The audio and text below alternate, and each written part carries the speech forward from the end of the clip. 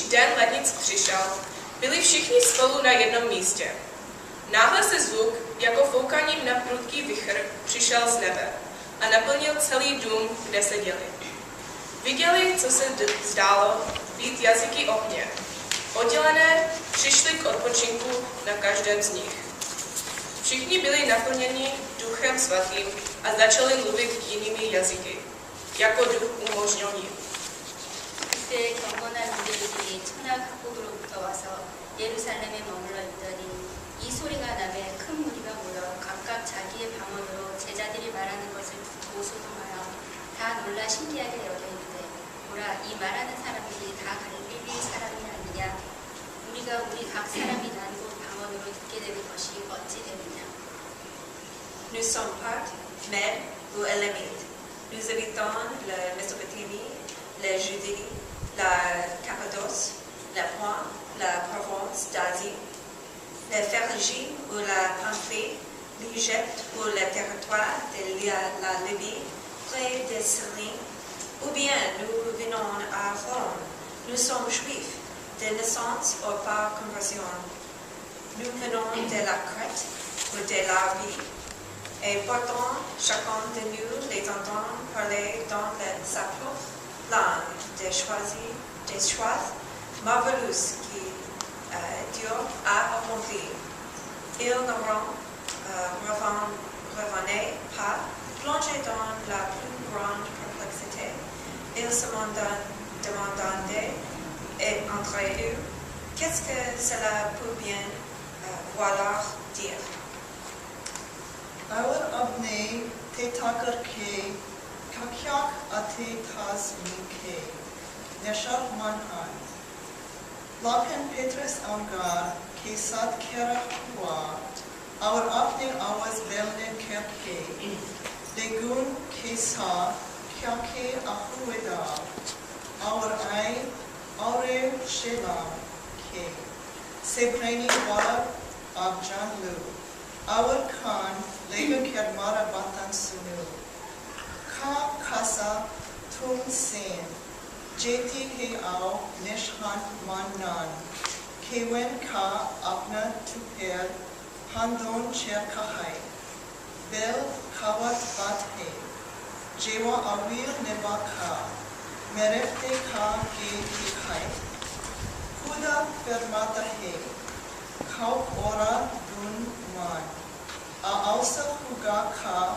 Man, Apne Rua Man, Seher Besher Her Diwalwan Ga, Our Tumhara Bate, Our Tumhara Batan, Nebutwet, Keren Ga, Our Tunhere, Jewan Ruwa, Our Tumhare Budahe, Kewab Dakange.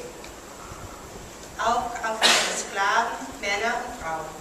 In diesen Tagen werde ich meinen Geist ausgießen und sie sollen weissagen. Und ich werde Vorzeichen oben im Himmel zeigen und Zeichen auf der Erde unten, Blut und Feuer und Rauchnebel. Die Sonne wird sich in Finsternis verwandeln und der Mond in Blut. Ehe der große und herrliche Tag des Herrn, dann jeder, der den Namen des Herrn anruft, wird gerettet werden. Word of the Lord. Thanks be to God. The most surprising thing about that children's sermon was that the idea to light rocks on fire actually came from Pastor Christine. It was not originally my idea. You would think it was. Of course, I immediately embraced that idea. But sometimes, you know, when we look at different things, we look at this power, this force of God working in our lives or others that we call the Holy Spirit, we get kind of fixated and hung up on the surprising or unusual, maybe even the uncommon things that sometimes happen. And when that happens to somebody else, when somebody else is experiencing something that's surprising or unusual or uncomfortable because God is working in their lives, well, that's kind of fun because it's not happening to me. So I pay attention to those characteristics, those kind of strange characteristics. So when we read this story today, the story of the disciples at Pentecost, it's really easy to think about strange things like tongues of fire appearing on top of people's heads. That's completely unusual. It happens nowhere else in the Bible. Or to get really kind of fixated on the ways that people are able to speak languages that they have never studied before. Or even to look at other people going, boy, God was doing something that made them really uncomfortable. And that's okay because it's other people. Remember that this is the very first time, as far as Luke tells the story, that the disciples, after the resurrection, walked outside of the house and began to tell other people about what God had done in their lives. Even without the fire, even without the foreign languages, that had to make the disciples uncomfortable. And then sometimes when we think about the Holy Spirit working in our lives or the lives of others, that's what we focus on. We focus on the things that seem unusual or strange or uncomfortable. That can kind of be a problem for us, because when we focus on those characteristics, we may miss out on what the mission of God through the Holy Spirit is really all about. Because the mission of God is never to make us uncomfortable or comfortable. It's not to surprise us or not to surprise us. It's not to make us kind of in awe of something weird or to do something absolutely normal. Rather, the mission of the Holy Spirit is always to gather us together. It's to gather us closer to God. It's to make us instruments of gathering others closer to God as well. That is really what the Holy Spirit did on the day of Pentecost. And if you can get past the wind and the fire and all the different languages, that's what happened. People suddenly came together. God gathered them. And it was in the context of that gathering that people came to find out about God in a new and different way. They were drawn closer to God and closer to each other. That's always the mission of the Holy Spirit. That's why Luther says in the Catechism that the Holy Spirit calls, gathers, and enlightens us. He's absolutely not concerned about how the Holy Spirit does that. That's the mission of the Holy Spirit. And it's important, I think, on this day of Pentecost for us to really focus on that mission. Because when Christians don't focus on the mission and really then instead focus on all the characteristics, we can get lost in the shuffle. And in fact, what will happen is even the discussion of the Holy Spirit will not draw us together, but push us apart. That happens a lot, right? When we talk about lots of Lutherans don't like to talk about the Holy Spirit. It seems sort of weird and unusual. So and sometimes when we talk to other people, other Christians about the Holy Spirit, we get involved in conversations that are sort of like people walking up to us and saying, "So, do you have the Spirit?" Or the sort of thought is probably we don't, and we're not really expressing it the way they think of it. So that starts to drive us apart. Or somebody says to you, "So what are your spiritual gifts?" And we suspect that what they're asking is not, do you have the gifts that Paul speaks about as spiritual gifts, the gifts of teaching, or gifts of compassion, or gifts of generosity. We're thinking they're more of a kind of gift where I can lay my hands on you and go, "Be healed!" And suddenly you're magically healed. And then when we don't, some of us start to dismiss those kinds of folks as, "Oh, they're just a bunch of holy rollers."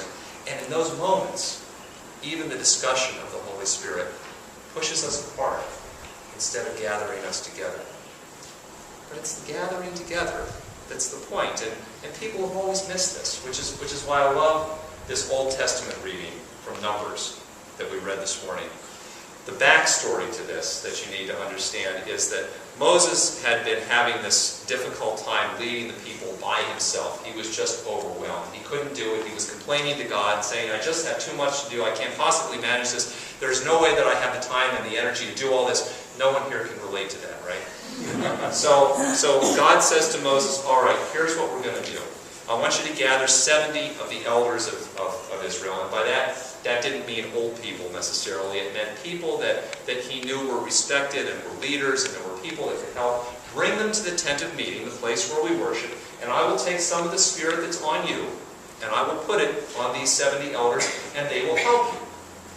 So Moses went and did what God told him to do, and he gathered the 70 elders together. They went to the tent of meeting. God took the spirit off of Moses, put it onto them, and they started to prophesy, which in that context doesn't mean to foretell the future. It simply means to, in fact, do what the disciples did, to speak of God's acts, to help other people understand what God was doing in their lives, to draw people closer to God.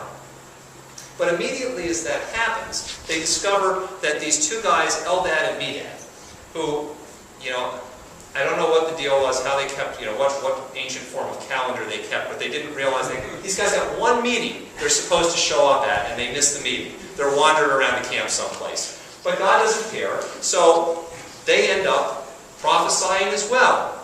And somebody sees them prophesying and then runs and tells Joshua, who's one of the good guys in the Bible, he's Moses' assistant, that these guys, Eldad and Medad, they're prophesying in the camp.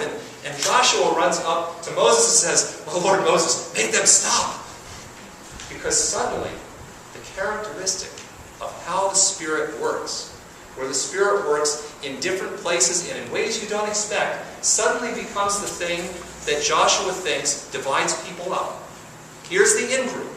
We're all here at the tent of meeting. This is where the Spirit is supposed to work and the way it's supposed to work. And those are the people out there.